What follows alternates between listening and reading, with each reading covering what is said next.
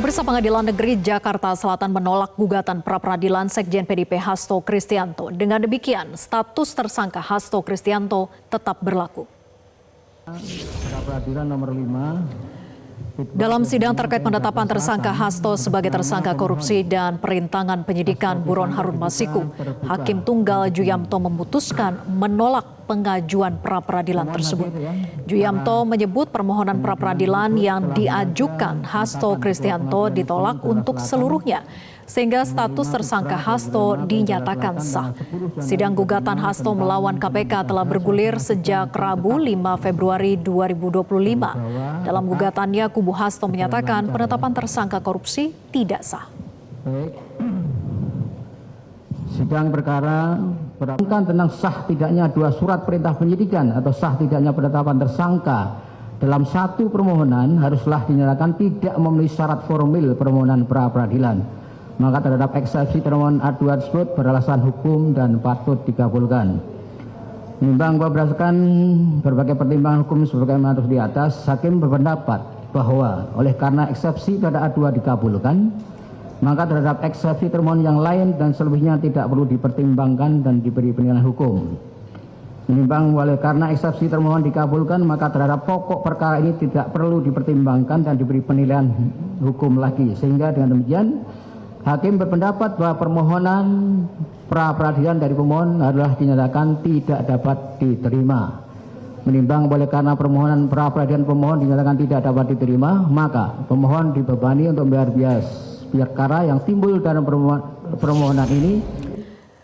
Pemirsa, sidang putusan pra-peradilan atas penetapan tersangka Sekjen PDIP Hasto Kristianto dalam kasus korupsi dan perintangan penyidikan buron Harun Masiku oleh Komisi Pemberantasan Korupsi ditolak.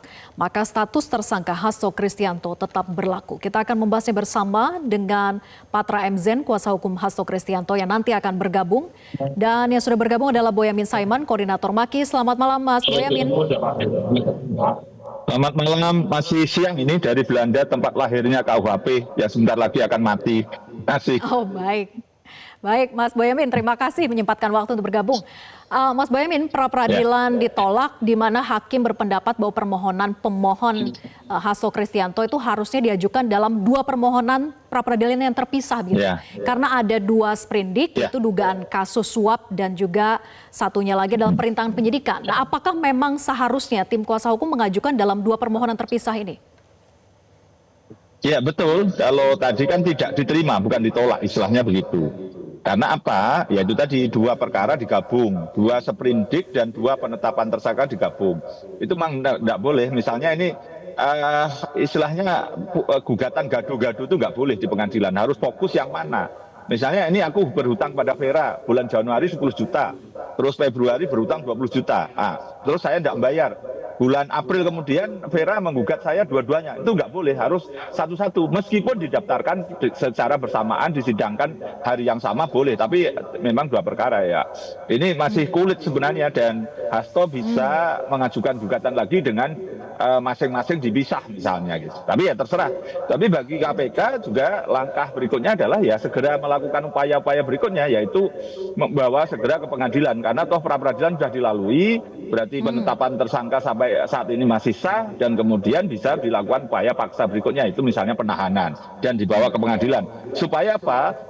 Perkara ini segera mendapatkan keputusan bebas atau bersalah gitu. Jadi kalau pra-peradilan itu kan saya sudah ahli pra-peradilan, itu istilahnya kan liga kecil karena hakimnya tunggal dan itu menyangkut tentang bukan pokok perkaranya, artinya tentang prosedur, tentang alat buktinya sudah dua cukup atau yang paling ngetren sekarang itu sudah diperiksa sebagai saksi belum sebelum penetapan tersangka. Kasus Edi Harriet, Paman Birin, Sabirin Nur itu kan KPK kalah karena ternyata memang belum memeriksa sebagai saksi sebelum penetapan tersangka. Jadi ya ini belum kiamat bagi kedua-duanya, bagi KPK bisa segera membawa ke pengadilan dan bagi Hasto bisa mengajukan gugatan baru.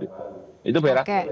Belum kiamat bagi keduanya, artinya langkah hukum masing-masing juga bisa ditempuh begitu ya. Satu bisa lagi kembali mengajukan pra-peradilan, satunya lagi proses hukumnya juga tetap bisa berjalan untuk Hasto Kristianto. Nah, saya ingin mendengar bagaimana komentar dari tim kuasa hukum Bang Patra Zen. Jadi menurut kuasa hukum pertimbangan-pertimbangan hakim yang tadi disampaikan untuk tidak menerima permohonan dianggap kabur, tidak jelas, kemudian alat bukti tidak kuat, apakah bisa diterima oleh tim kuasa hukum? Saya mau jelaskan yang pertama bahwa di dalam putusan yang kami dengar tadi, ya, hakim itu tidak mencantumkan dasar pasal atau norma yang digunakan sehingga permohonan kami ini tidak diterima, nggak ada, ya.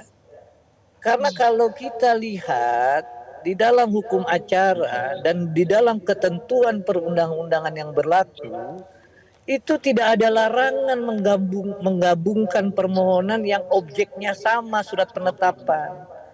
Beda dengan gugatan perdata, kalau objeknya itu dalam arti standingnya untukan prestasi, tentu tidak boleh digabungkan. Ya. Jadi yang pertama itu catatan kami, putusan hakim itu tidak sama sekali mencantumkan dasarnya kenapa normanya, ya, itu tidak diterima. Yang kedua, perdebatan itu sudah ditanyakan kepada ahli yang ada dan itu juga tidak dirujuk sebagai bahan pertimbangan. Ya, ahli yang kami ajukan 3 ahli pidana itu jelas menyatakan bahwa pra peradilan ini kan juga harus memenuhi asas peradilan yang cepat, asas peradilan yang murah, maka tidak ada larangan untuk menggabungkan, gitu loh. Nah, oleh karena itu saat bicara soal penetapan Pak Hasto sebagai tersangka, saya sampai hari ini nih, jam berapa sekarang nih? Ya, sampai hari ini, detik ini masih berkeyakinan bahwa penetapan Pak Hasto itu tidak sah. Ya, dan itu terbuka kok 7 hari. Ya, disampaikan di muka persidangan, saksi kami ajukan. Nah, tinggal sekarang kami harus merumuskan tergantung dari Pak Hasto, apakah ya upaya hukumnya itu diajukan kembali, ya, terkait dengan pokok perkara. Jadi kalau ditanya, sampai hari ini saya masih yakin bahwa penetapan Pak Hasto itu tidak sah, gitu loh. Jadi kalau ada yang bilang bahwa yang namanya tidak boleh digabungkan, ya, itu saya minta deh, ya, mana cantolannya, larangannya tuh mana di dalam hukum acara pidana nih, ya. Yang kedua, ya, ahli 3, ya, Pak Dr. Hairul Huda, Profesor Jamin Ginting, itu menyatakan nggak ada masalah digabung, gitu loh. Nah, itulah yang kami tunggu sebenarnya tadi dalam pembacaan putusan. Pasal berapa normanya, yang kedua menurut pendapat ahli siapa, dan ini kan memang relatif baru pertama sekali, ya, seseorang ditetapkan tersangka pertama perintangan kemerdekaan, perintangan penyidikan, baru sprindik keduanya terkait dengan perkara suap, memang baru pertama ini. Ya, jadi gini, intinya kami mau sampaikan, kalau materi pokok perkara kami masih yakin bahwa penetapan Pak Hasto itu tidak sah dengan 3 argumen dan pembuktian yang sudah dilakukan di persidangan terbuka kemarin. Itu loh. Itu Mbak Vivi. Oke, kalau memang langkah hukum berikutnya ini masih dipertimbangkan, apakah nanti jika mengajukan kembali permohonan pra peradilan maka akan memisahkan 2 perkara yang berbeda atas 2 sprindik yang berbeda? Mengikuti seperti apa pertimbangan hakim pada putusan kali ini? Ya, itu kan pertimbangan hakimnya. Makanya kan kita harapkan tadi ada pendidikan hukum kan bagi masyarakat. Apa dasarnya? Tidak boleh ada, ya, penggabungan itu. Ini kan tersangka in objecto 2 sprindik. Ya, dalam hukum acara tidak ada larangan. 3 pendapat ahli, termasuk Pak Dr. Marus Ali juga berpendapat tidak ada larangan. Dasarnya adalah salah satunya adalah asas peradilan yang cepat, ya, murah dan biaya ringan, gitu loh. Oke, saya ke Mas Boyamin. Mas Boyamin, kalau memang dalam hukum acara tidak dilarang gitu ya, tapi tadi kita lihat bahwa alasan hakim ini pertimbangannya tidak memenuhi syarat formil begitu. Nah, Mas Boyamin, apakah ada kemudian jaminan putusan hakim itu akan berubah atas penetapan status tersangka Hasto kalau tim kuasa hukum kemudian kembali mengajukan pra-peradilan dan mengikuti dengan mengajukan 2 permohonan yang terpisah? Ya bisa aja dikabulkan kalau ini diajukan lagi dengan terpisah. Karena kalau diajukan lagi dengan tidak terpisah sudah jelas ini ada putusan yang itu tidak bisa dikutak-atik. Dan apapun putusan itu harus kita hormati, berlaku res judicata gitu. Jadi semua putusan meskipun dianggap salah ya harus kita hormati. Saya berpengalaman waktu membela Pak Antasari Azhar itu, saya diajari betul oleh Pak Antasari Azhar itu. Tapi ya ini terpulang kepada Pak Mas Hasto dan tim lawyernya, apakah mau maju lagi dengan dipisah-pisah atau menunggu sidang pokok perkaranya gitu. Kalau memang nanti bisa P21, belum tentu bisa P21, apa jaksanya nanti menyatakan lengkap, belum tentu juga, meskipun jaksa di KPK itu tetap independen juga. Nanti kita tunggu. Sebenarnya ini masih banyak sebenarnya kalau ini pendidikan hukum, supaya kita mendorong dan meminta KPK itu juga sempurna dalam melakukan penyidikan gitu. Misalnya sudah kalah 2 kali di Harriet dan Paman Birin itu gara-gara belum memeriksa saksi sebelum penetapan tersangka. Dan salah satu permohonan Pak Hasto itu kan ada yang satu itu di kasus sprindiknya menghalangi penyidikan kalau tidak salah, dan itu sebenarnya kuat gitu. Tapi apapun kemarin nyatanya KPK mengajukan eksepsi bahwa itu tidak boleh digabung, dan sekarang diamini oleh hakim. Itu kan artinya ada celah gitu, dan KPK biasa mencari celah-celah kecil gitu. Saya gugatan pengadilan itu gara-gara akte maki yang ini SKT-nya, surat keterangan pengesahan dari Menteri Dalam Negeri sudah expired, itu ya juga diesepsi bahwa kami tidak punya legal standing gitu. Ada hakim yang mengabulkan, kami tidak punya legal standing, tapi hakim ada yang lain tidak masalah, yang penting ada akte pendiriannya. Jadi hal yang kecil-kecil itu memang kadang-kadang ya namanya lawan ya berusaha mencari kelemahan kita gitu. Jadi ini suatu yang nyatanya itu sudah dikabulkan oleh hakim, eksepsi tentang ini 2 perkara digabung jadi 1. Menurut hakim dalam Pak Juyamto dalam perkara ini tidak boleh, karena nanti kan memang pembuktiannya jadi loh ini yang mana, saksinya siapa, itu kan menjadi. Nah, dalam perkara pidana sering itu untuk menggabungkan 2 karena saksinya 1 gitu, dan 2 perkara yang banyak digabung dengan majelis hakim yang berbeda-beda, ya pernah juga gitu. Tapi dalam hukum pidana juga dikenal penggabungan, boleh aja gitu. Dan dalam perkara pra-peradilan kasusnya Chandra Hamzah dan Samad Bibit Rianto itu digabung dalam 1 perkara dan tetap dilanjutkan, dan perkaranya bahkan dikabulkan. Penghentian penuntutan Chandra Hamzah dan Samad Bibit Rianto itu tidak sah oleh Pengadilan Negeri Jakarta Selatan juga. Tapi memang hakim punya kemandirian, ya kita hormati itu, Vera. Masih. Iya, tentu jadi kita Mbak semua harus Bibi menghormati. Tapi Mbak begini, Bibi. Mas Boyamin, tadi kan katakan bahwa bisa saja ada kemungkinan dikabulkan kalau kembali diajukan pra-peradilan dengan permohonan yang terpisah begitu ya. Nah, kalau begitu apakah KPK memang harus mengantisipasi keputusan yang nanti kalau kembali diajukan kemudian dikabulkan? Ya, justru itu. Kalau memang KPK tidak ingin berlama-lama, ya segera bawa ke pengadilan aja perkara ini gitu. Jadi nanti pra-peradilan bisa gugur kalau pokok perkaranya dibawa ke pengadilan. Jadi KPK tetap bisa mengajukan proses hukum berikutnya, yaitu penahanan, membawa ke persidangan pokok perkaranya dan nanti disidangkan. Dan itu menurut saya lebih hebat pertarungannya, lebih seru, karena ini istilahnya pakai majelis hakim 3 orang dan terbuka untuk umum, masing-masing bisa membedah isinya, bukti-bukti tentang dugaan suap dan dugaan menghalangi penyidikan. Seperti klaim dari KPK katanya punya alat bukti, klaim teman-teman dari Pak Hasto juga punya data bahwa itu tidak melakukan menyuruh menyuap atau tidak menyuruh merendam HP. Nah ini yang nanti itu kan selalu 2 argumen, dan kita akan rakyat bisa mendapatkan pembelajaran hukum dari situ gitu, Vera. Masih. Oke, artinya tidak ada lagi alasan bagi KPK untuk tidak bergerak cepat dalam proses hukum Hasto ini begitu ya, Mas Nggak Boyamin? ada soal cepat Iya, atau karena kan tidak cepat ini. persidangan pasal 25 itu perkara korupsi didahulukan secepatnya dari perkara lain itu. Jadi tidak ada halangan itu, Vera.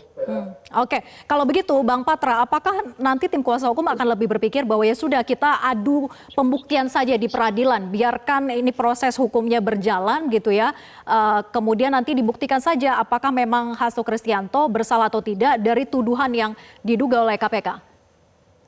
Mbak Vivi, ini kalau yang namanya penegakan hukum material itu pidana, ini bukan kayak lomba adu lari, bukan. Lomba adu cepat, bukan. Ini bukan perjuangan hanya untuk Pak Hasto, tapi juga masyarakat keseluruhan. Bagaimana orang bisa ditetapkan tersangka tanpa ada proses penyelidikan dan penyidikan, gitu loh. Ya, jadi ini soal apakah penetapan tersangkanya Pak Hasto itu sah atau tidak sah. Putusan pengadilan negeri tadi bilang seharusnya tidak digabungkan, gitu loh. Jadi yang pertama kali yang mau disampaikan itu adalah bahwa penetapan tersangka ini masih belum ada diperiksa pokok perkaranya. Jadi apa urusannya materi pokok, sah atau tidak sahnya dulu harus kita pertanyakan, gitu loh. Apakah kita masyarakat ya membaca KUHP itu hanya membaca kewenangan dari penyidik? Kan enggak. KUHP itu juga memuat perlindungan hak asasi manusia. Begitu juga pasal 44 ya Undang-Undang Tindak Pidana Korupsi atau KPK. Apakah kita hanya membacanya itu sebagai kewenangan penyidik KPK? Tidak boleh. Kita juga harus baca bahwa kewenangan itu harus prosedural. Baik. Gitu loh. Jadi Jadi Bang Patra, yang tadi yang kami pertanyakan itu sebenarnya ya ada yang disebut dengan abortus justice, keadilan yang digugurkan. Gitu loh. Jadi keadilan ini tidak boleh keadilan ini harus dilahirkan. Tidak boleh dipotong tengah jalan. baik. Ya, kalau memang ini mau diuji, diperiksa apakah penetapannya Pak Hasto itu benar atau tidak, maka ini dulu fokus. Ya, Jadi gimana masih ingin caranya menguji kita penetapan mau masuk ke tersangkanya. materi pokok. Akan kembali mengajukan pra peradilan, Bang Patra? Itu yang saya bilang ya. Ya, Kami jadi akan kembali tentu mengajukan. harus tanya dulu sama Pak Hasto begitu loh. Oke, Ya. baik. Jadi saya mau Ya, bilang sama tapi Pak Bonyamin nih ya. resikonya ada begini. istilah Oke, kita tunggu dalam lah ya. hukum itu yang disebut Masih dengan ditanyakan. abortus justice, keadilan yang digugurkan. Ah itu. Tapi gini Vivi, Ya, baik. bisa jadi kalau diajukan dua, itu satu dikabulkan, satu ditolak nanti, gitu. Jadi resikonya itu. Jadi Vin. satu perkara tetap Intinya bisa Itu berjalan. adalah perhitungannya. kita mau ada pendidikan hukum masyarakat, kita memperjuangkan yang namanya keadilan. Itu intinya. Oke. Jangan dibaca Justru hanya itu kalau dibawa ke pokok kewenangan. perkara juga datang keadilan, Patra, kan gitu. Pak Bonyamin pernah baca nggak the theory of abortus justice? Baca itu. Tapi kan pokok yang perkara namanya juga boleh keadilan disidangkan. itu Kan ya. Hasto dibawa keadilan ke itu persidangan harus pokok perkara kan dilahirkan. juga berhak. Dalam Keadilan kasus itu Setia harus Novanto itu juga dibuktikan. begitu. Dalam pra peradilan gugur keadilan karena pokok itu perkaranya harus dibawa ke kita pengadilan. perjuangkan. Nah hakim nggak ada cantolannya sebenarnya kalau kita mau dengar tadi ya, mana ada larangannya, itu loh. Baik, Bapak-bapak. Kita mengenal terima juga kasih. teori misalnya, Iya. ya kumulasi absolut, ada teori kumulasi relatif, nggak ada masalah itu. Nah, cuman kita hormati putusan hakim, ya beliau bilang ya tidak masuk dalam pokok perkara, ya berdasarkan keyakinan dia nih. Keyakinan Oke, beliau kita ini tunggu tidak saja. boleh. Jadi nanti Itu akan aja diajukan sebenarnya. kembali pra peradilannya ataukah tidak. Terima kasih Bang Patra dan juga Mas Boyamin atas diskusi malam ini. Selamat malam. Makasih ya. Makasih. Jelajahi cara baru mendapatkan informasi. Download Metro TV Extend sekarang.